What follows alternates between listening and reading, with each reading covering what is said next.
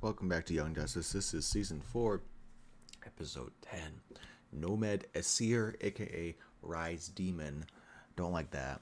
So last time we started the Zatanna thing, I was kind of confused about it, but apparently, or what a lot of people are thinking is, this little blonde chick that's one of the Lords of Chaos is like kind of a supervisor, and so she's coming to Earth to deal with Clarion. And so basically, because he's not being his full potential or something, like his job is to spread chaos, and he is kind of lacking and messing up. So I guess that's what people are thinking, is that she's kind of coming to like either replace him or punish him or something. Which makes sense because she did use a summoning circle at the end to bring him there. So I was thinking she was looking for Dr. Fate or something, but I guess it's for Clarion. Yeah, that's pretty much, the rest of the stuff happened. We got introduced in some more magical characters and all that. Interested to see where it goes. So let's just get into this. And more Vandal Flash. Yes, Vandal flashbacks. Vandar Edge knew there was work to be done. Immortal like his grandfather. Oh. The first immortal Varl's line had spawned.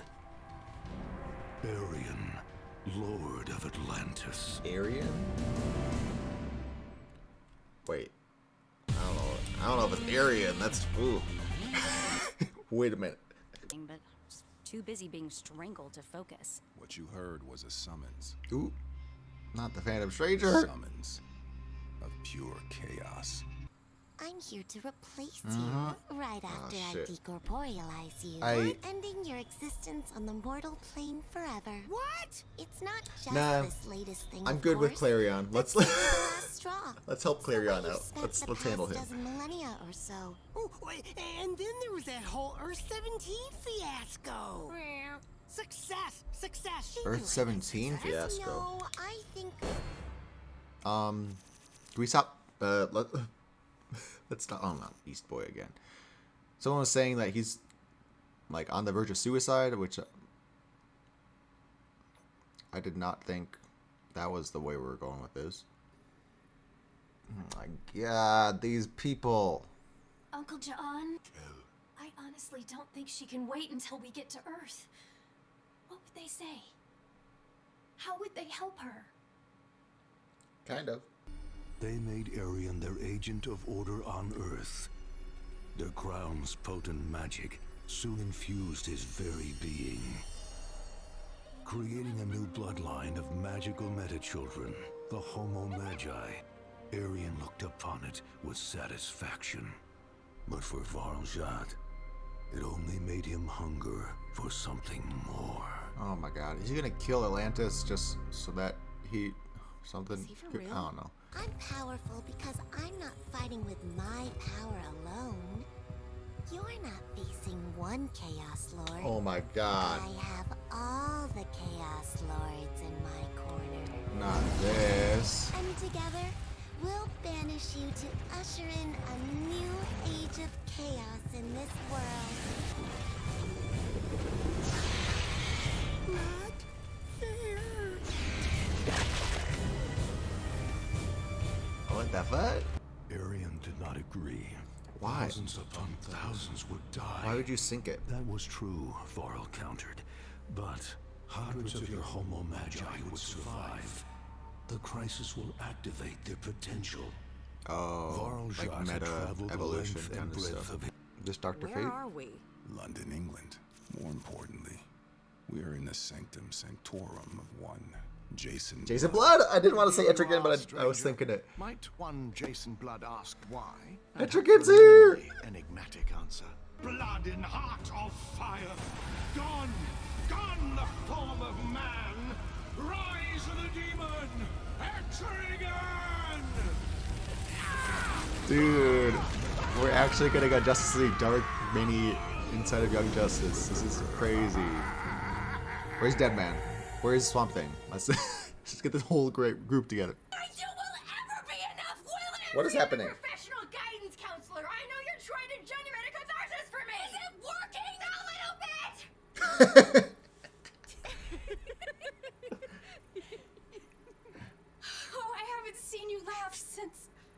Girl. He's gone. I don't know what I'm gonna do. That's what I was without gonna him. write down. You don't have to know. Not yet.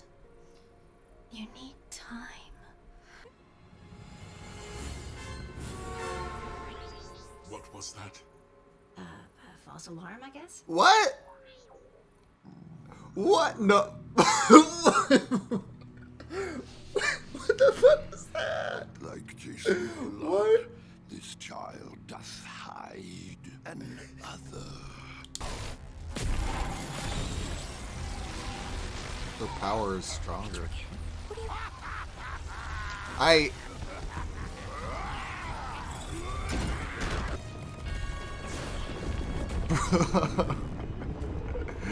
Ah, what is that?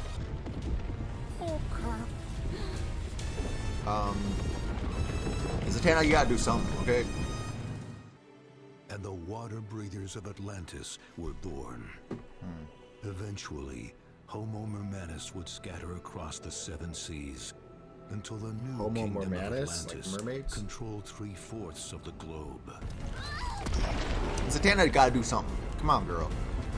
Like, you are a second player in your own video game right now. You need to. This is your story arc. Enough to know we need more help. Thus, order conserved Justice chaos, League Dark! and She's gonna chaos found Justice League conserve Dark. order, as long as the balance is maintained. Father, why do you tell us what we already know? To remind you, my son, send boom tubes to every member of the Light and anyone they designate. Offer the same courtesy to Raish and his family. I doubt he'll accept, but make the offer.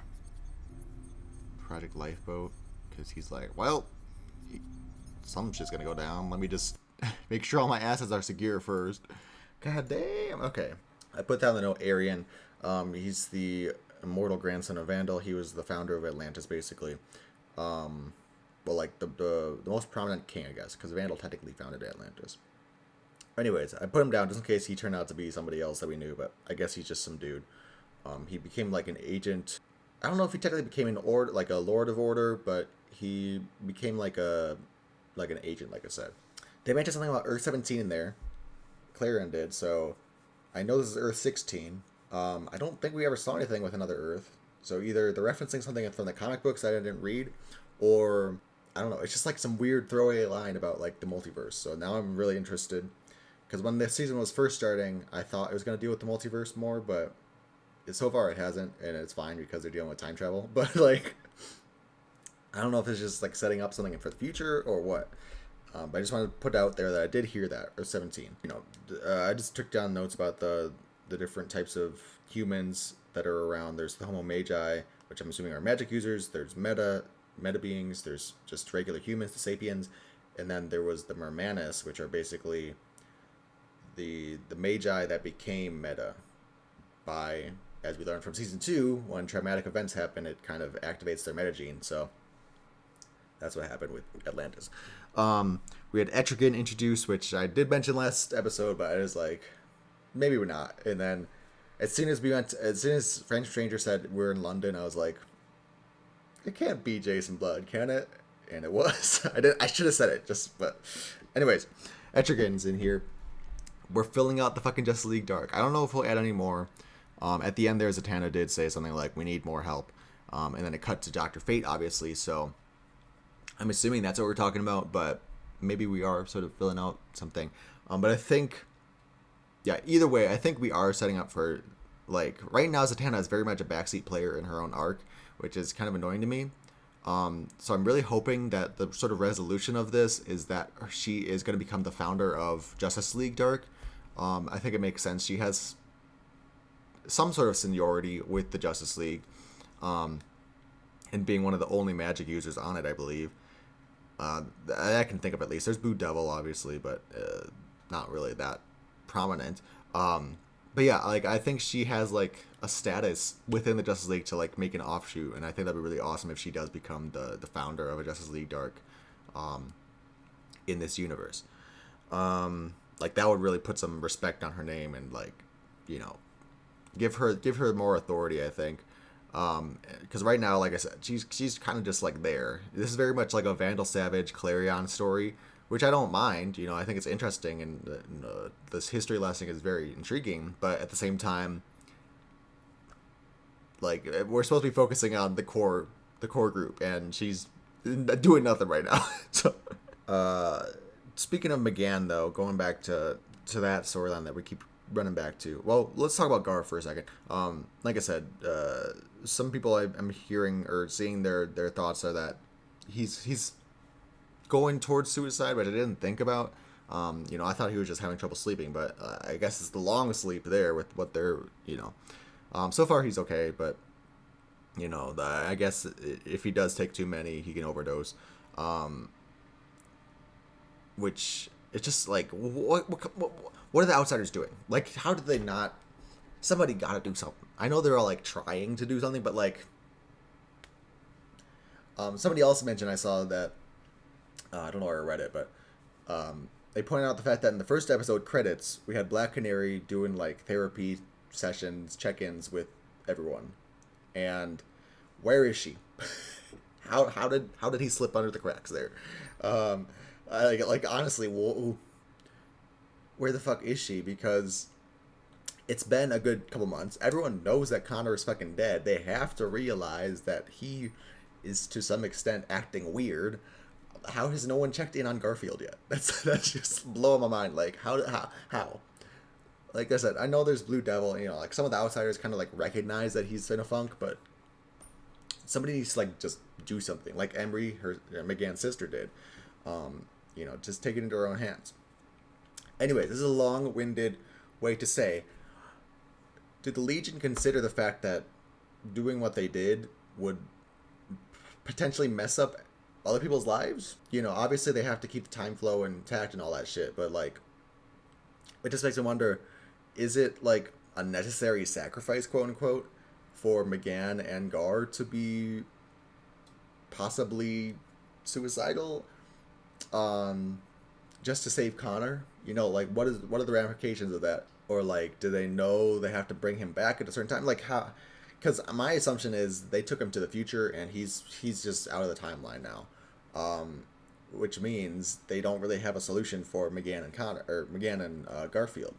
So I don't know. It's kind of hard to wrap my head around, but like that really, you know, that's a what, consequence. You know, a very extreme side effect of the fact that they saved Connor is that now they have two of these people might take themselves out of the timeline. You know, it's just oof. And I don't really know what to say about that, but it's just something to bring up. Is like I don't really know if it's the right. I don't know. It's just something to think about. Lastly, we had the fucking bus. I didn't really know what to think about that. I'm like, I thought it was just like a dream, but then I'm like, wait. What is actually happening? I don't know if it was like a joke. Like what? I'm trying. It doesn't make any sense to me. I'm very curious. If it's a joke, it just feels so out of place for that moment. But then, like, I can't think of it being real because why? What does that mean? I don't know. Like that. What was? Why? What happened with that bus? That's what's like. It has to be a joke because it's obviously a recurring gag throughout all the seasons of the show. But at the same time, they're in fucking space. What kind of... I don't know. Like, that's the biggest question about this episode so far. Just like, what does it mean? How are they involved with the Legion? And like, are they metahumans themselves? Like, oh my god. What? So I'm just like hyper focused on that because it just doesn't... It's so out of left field. And doesn't make any sense in the grand scheme of things. I have to think it's some sort of clue to something. As far as the episode itself, yeah, like I said, we're introducing Justice League Dark. Again, I think we're reiterating the fact that Zatanna's father is going to die, and Khalid's going to be the new host. And yeah, we're just going to keep the balance and all that shit. I like that in the end credits there, Vandal's like, extend the offer to go and rescue Ra's al Ghul's family. He probably won't accept it, but like we have to at least give him that courtesy and respect to like, you know, you're part of the family still, which I think is a nice thing. Like I said, I really like this version of Ra's al Ghul. I think he's a really interesting sort of neutral party and all the things, but still a villain. Yeah. Anyways, great episode. Just setting, like I said, this Vandal Savage backstory is just like taking up so much screen time that it feels more like his arc and Clarion's arc with the way that it's focusing on him. That I'm just like, where's the Zatanna? So I really hope the next couple episodes deal more with her and her leadership ability. And again, setting up the Justice League Dark, I think, would be a really good way to, give her that oomph to the group, as well as, like, if they do actually kill off Zatanna's dad, which I'm still thinking is going to happen, there's another part of the puzzle that'll, like, really focus on her. Anyways, thanks for watching. Good episode as always. I'll see you next time. Bye.